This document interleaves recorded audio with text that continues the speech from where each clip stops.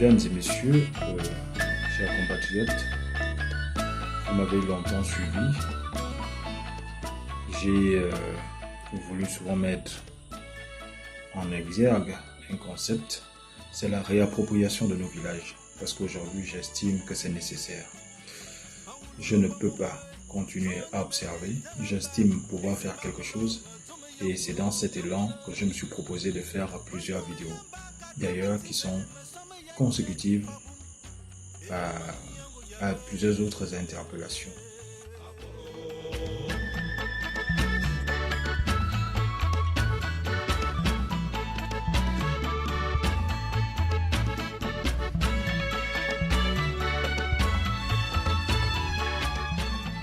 Autant, depuis que j'ai initié cette lutte, si je peux me permettre, tant j'ai reçu des encouragements qu'il y a également eu des questions. Mais une question essentielle revient.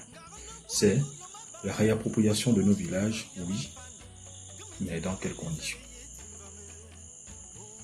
La question ici posée vaut son pesant d'or.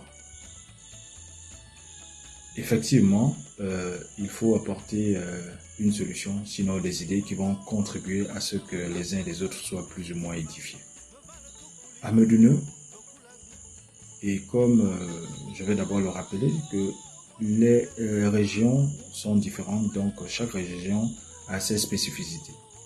Mais pour le cas du département du Haut-Komo, il faut noter qu'il y a un problème de route. La route est en état de dégradation avancée. Et c'est là que tout le monde d'ailleurs a souvent soulevé, qui pourrait expliquer le fait que mes colons ne retrouvent pas sinon assez de personnes dans des villages parce que le trafic également est réduit suite à cela. Certes que les autorités, les hautes autorités sont à pied d'œuvre pour permettre, sinon pour alléger cette souffrance-là, mais il n'en demeure pas moins que le problème de l'exode rural soit là, il est face à nous. Les villages, de façon progressive, disparaissent, ou j'ai envie de dire, tentent à disparaître. De Son jusqu'à Banrio, chacun est capable de faire son diagnostic. Mais ce que nous pouvons noter au-delà de tout cela, c'est qu'il y a quand même quelques individus qui résistent encore à ce vent. Et s'il y a des individus, c'est qu'il y a de la vie. Et c'est peut-être l'occasion pour chacun d'entre nous de prendre conscience.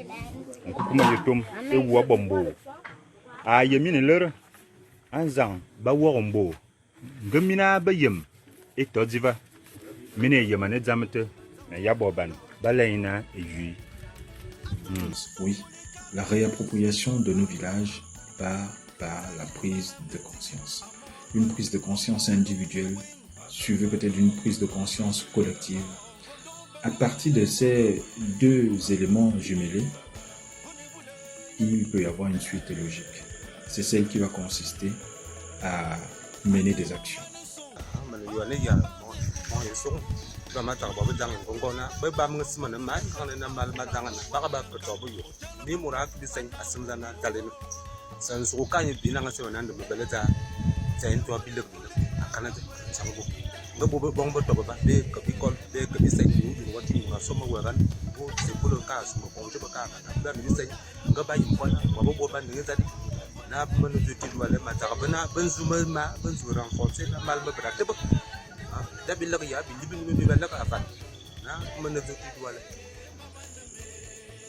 Il faut qu'on se réapproprie nos villages. Le village, c'est la base, c'est le socle. C'est le lieu où repose notre tradition, notre culture. À mon sens, j'avouerais que sans village, il n'y a rien parce que le village constitue l'outil essentiel de transmission. Parce que l'apprenant se retrouve dans un milieu approprié. Et si nous ne nous battons pas pour garder cette culture-là, pour garder cette histoire-là qui est la nôtre, personne ne le fera à notre place. Bon, et dans bien bon, na nyan wa mana ka mbombo bele vale. We brasum, we yemo zobot anzang zamete. Anaba bodo. Voilà, we yemo zo anzang ba bodo. boeni ta fo ne ane wan santi ane ban beno fo fana ba dora ba kuma jem ane mamete ba ka ba bomo. Et c'est pour cela que la première chose à faire, c'est la prise de conscience. Sans cette prise de conscience, rien ne peut être mené. Du coup, quand je dis réapproprions-nous nos villages, j'interpelle d'abord les consciences. J'interpelle d'abord les consciences. Chacun doit pouvoir regarder en face le problème. Chacun doit pouvoir le regarder en face. C'est vrai qu'il peut y avoir des initiatives, mais personne ne construira. Personne ne sauvera.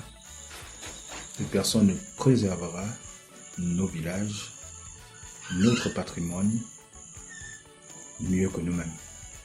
De forme ma kumbrazuna avec bona yana lutua élection bourbon ton kama e be fa ban juju e murage ne tebe bobo teben be ka ka tawa maiti e bourba ba na ma be be yana bita e chigate e de fole mina wo kana mina be mina ta so ani fona na ma mo bo me yemadu ma mo bo me yo wolentam zamete ya yana sanlan. Je le répète, la réappropriation de nos villages passe par une prise de conscience individuelle et collective. Ça, c'est la première partie. À la seconde, au fur et à mesure, nous allons comprendre que quand la prise de conscience est là, quand elle est déjà manifeste, beaucoup de bonnes choses peuvent se faire. Et pour terminer, je prendrai un exemple. Souvent, pour l'apprentissage de nos langues, on entend souvent des gens dire mon enfant apprendra la langue quand il aura soit 15 ans ou 20 ans, c'est selon. Chaque parent décide souvent ainsi. Mais si l'enfant ne peut parler correctement sa langue, et qu'il devra finalement le décider de son propre chef. Est-ce que selon vous, ce n'est pas une façon par nous-mêmes de tuer déjà ce que nous-mêmes nous sommes? Parce que si je dis que je suis fan, c'est parce que je parle correctement fan. Et c'est parce que par la langue, je peux apprendre autre chose. Et c'est parce que je peux également transmettre.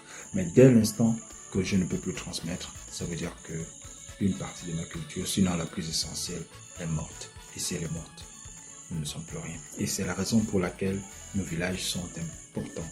C'est la raison pour laquelle une réappropriation est nécessaire, car les villages constituent la base, le socle de tout apprentissage. C'est nous, c'est notre fort intérieur. C'est une grande partie de nous. Je vous remercie de m'avoir suivi. À la prochaine.